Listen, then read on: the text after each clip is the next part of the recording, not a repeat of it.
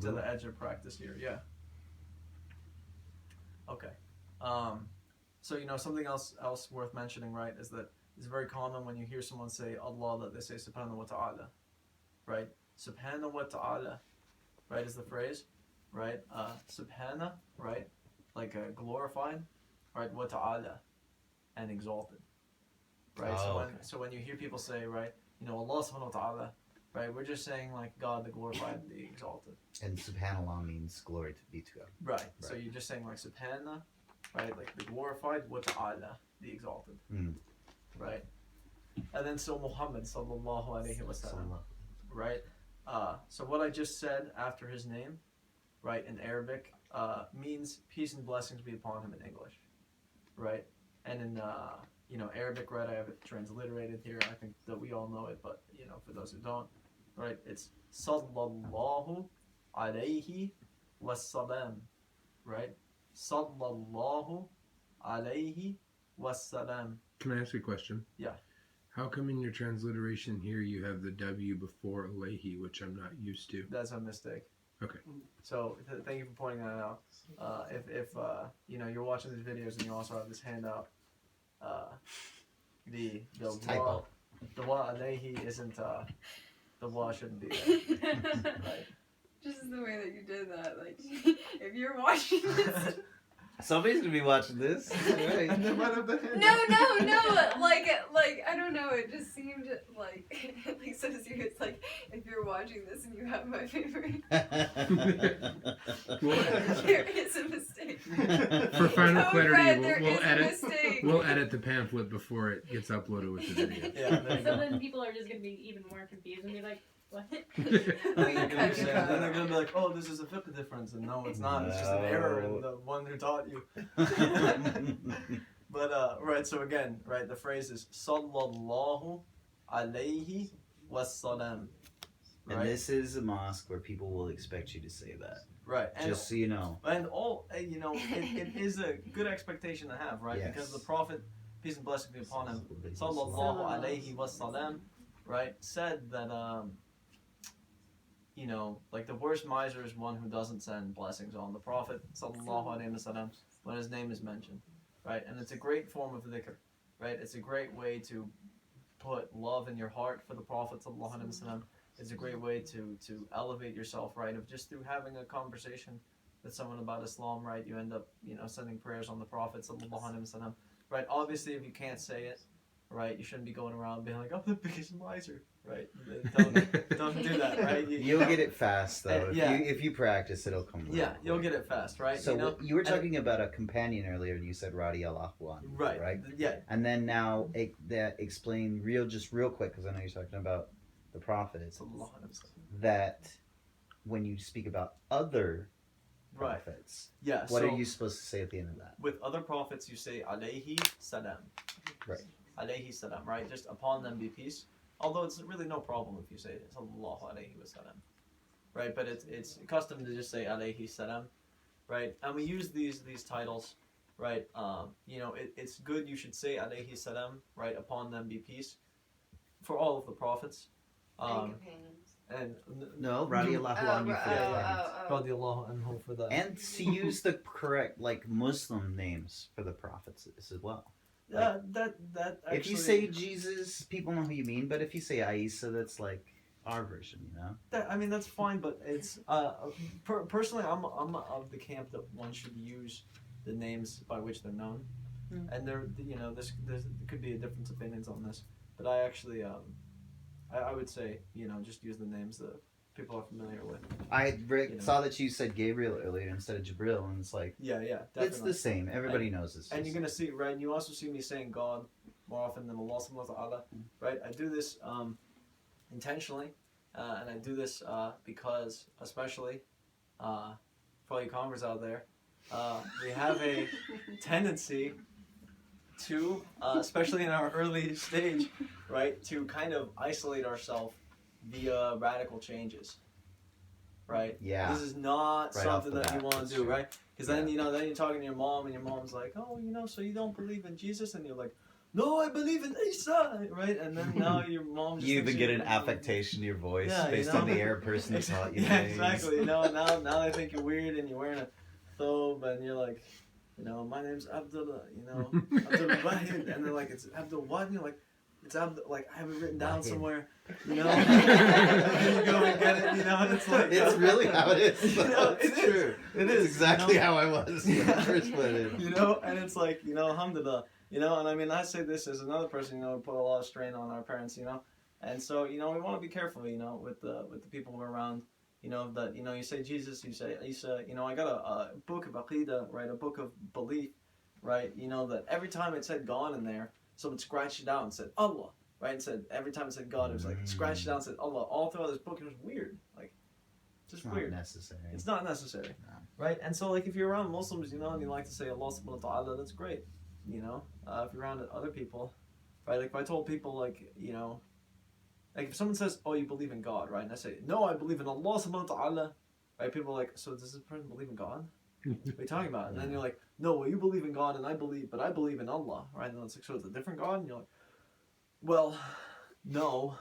Well, you know, Does and get it just- confusing, it yeah. just gets all weird, right? And so we gotta always be very careful not to make divisions between our, you know, other people, right? To not try to, you know, exacerbate divisions. I think for a convert class, though, it might be good. Just for a convert class, Yeah. not the general public. To If we said introduce the Isa, Ibrahim, Musa, you know, Definitely. I know why you put that in here the way you did, though. Yeah, and we Yeah. should definitely introduce those names, but again, at a later point, inshallah. Sure. Right, and so, right, so Muhammad sallallahu alaihi wasallam, Right. we believe that he is the final messenger sent by God, right? We believe that he's the final messenger and the final prophet sent to all of mankind, right? He was sent to all of mankind.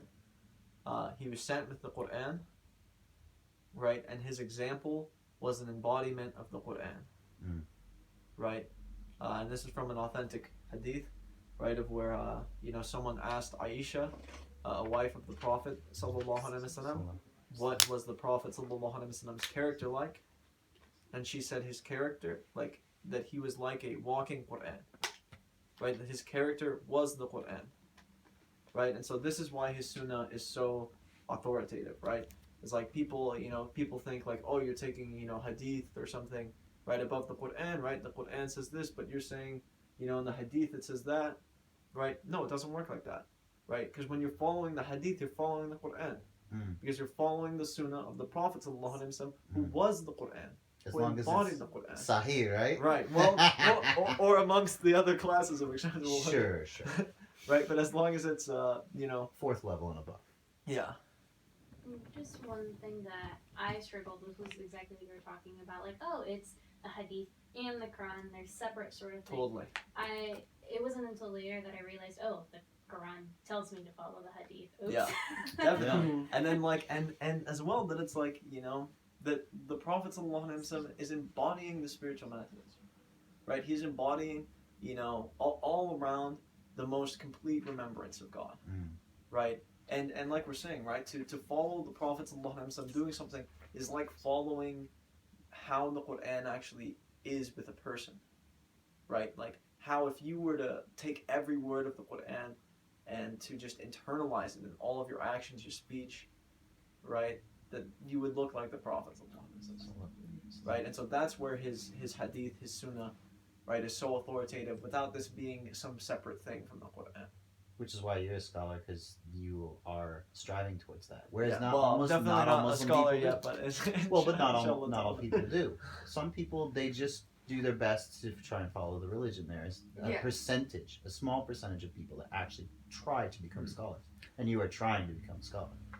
And inshallah. And if we say that you are our imam, even though this is not a proper mosque that we built this way, no, but seriously, in most countries, an imam is just like the guy in the neighborhood who's the most scholarly. It's not necessarily the guy who gives khutbah at mosque on Friday.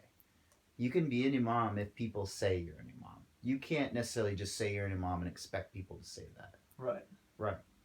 That's how it works. Yeah. Yeah. Although I do have one question on that if you're going on to that note. So, again, that's the thing with, there's so many differences. So many people call someone an imam who is a generally horrible person. How do we address stuff like that? I mean, Their military that's- leaders is usually what you're Yeah. talking about. Yeah. Well, I mean, there's that's Who's like that? do you mean in terms of like Muslims who calling people, or like people whose official title is imam something, even though they do a lot of bad stuff, or like the local imam who's involved in some kind of scandals? Pretty much all of that. Yeah. So, Yeah. like, So I mean how- that's a just the general issue. Well, it's of, like, better, like, I feel like, just to define imam. Like, it doesn't even mean. they're bad, I suppose. Well, it's it just doesn't saying mean the guy that's priest or- leading that's it. the prayer. Yeah. The guy that's in front of everyone. If someone's like, been honestly, if someone's like, been yeah. on Hajj, they're an imam.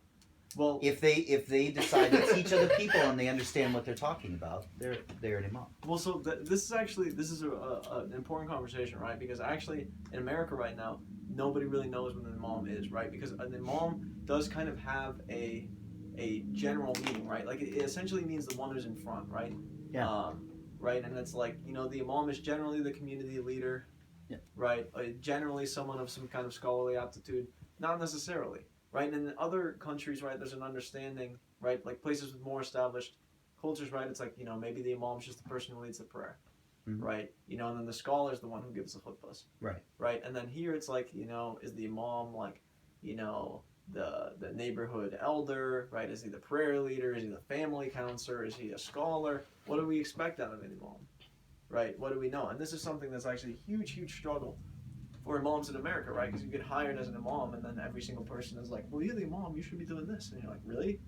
It's like that's not what I was hired for. But you don't and get a then, like- certificate that says you're an imam. right? And that's also a That's huge. the difference. That's a very significant point as well, right? Is that in terms of like hierarchy in Islam, like there's at least in Sunni Islam, there's no levels that you go up to where now someone's like, okay, now you're a religious authority, and if people question you, like that's wrong. Not in the United Right. States. No. I mean, and not really in Sunni Islam in general, right? Like how it works is that you would sort of like bit by bit acquire deep understanding through another scholar, right? Of like checking, reading a book with this scholar, right? And then you get something ijazah, Yeah. right? Which is like permission to teach, Right. right? And essentially like people know that you're really knowledgeable when you've acquired a bunch of these, Mhm. right? And you've acquired a bunch of degrees, right? And so they're just like, well, this guy has been checked by a lot of other people, so he probably knows what he's talking about, right? But then even with that, right, if you were to somehow, it's highly unlikely, right? But if you somehow, and it's really not going to happen unless you went through alternatively rigorous training, Mhm. right? But then you could be like, this guy's got it wrong. It's just my opinion, but I think it would be the opinion of a lot of people. You don't proclaim yourself an imam; other people proclaim you an imam. This I've heard a lot, but again, not necessarily. That's not built in to the meaning of imam, right? If other people don't recognize you as that, but you think Well, that yeah, you are, yeah. If other people don't recognize you Right. as anything that you are, that doesn't mean you, anything. you do have Yeah. exactly, right? You have nothing to show for that, and you're being probably a little arrogant.